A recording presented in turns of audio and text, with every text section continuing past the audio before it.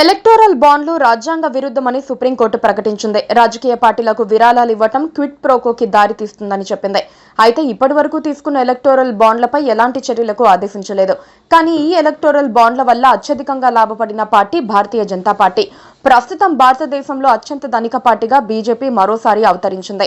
కేంద్రంలోని అధికార కమలం పార్టీ వార్షిక ఆదాయం రోజురోజుకు పెరిగిపోతోంది.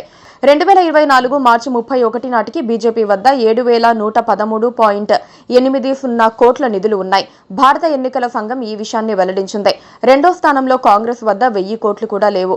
ఆ పార్టీ వద్ద 857 కోట్లు మాత్రమే ఉన్నాయి.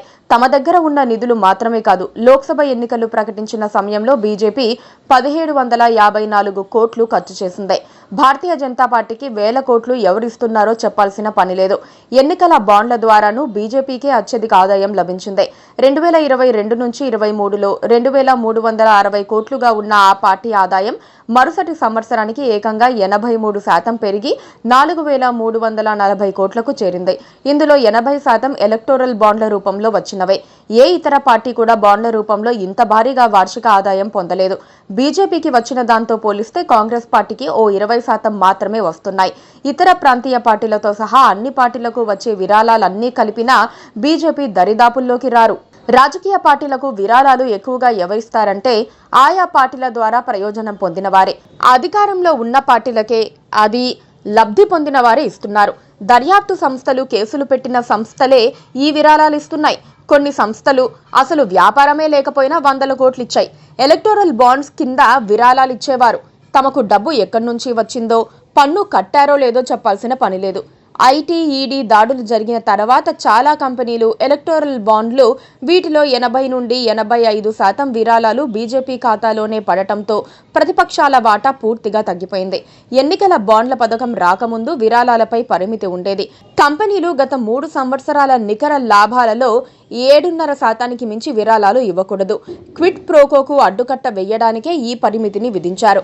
ఈ విరాళాలను రాజకీయ పార్టీలు, కంపెనీలు తమ పుస్తకాలలో విధిగా నమోదు చేయాల్సి ఉంటుంది.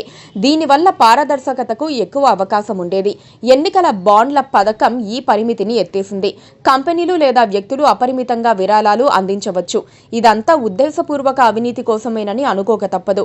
అదే జరిగిందని ఇప్పుడు బీజేపీ ఖాతాల్లో పోగుపడిన 1000 కోట్లను బట్టి అర్థం చేసుకోవచ్చంటున్నారు. క్విడ్ ప్రోకో అనేది ఇప్పుడు భారత రాజకీయ వ్యవస్థకు ఓ పెద్ద వైరస్ లా పట్టుకుంది.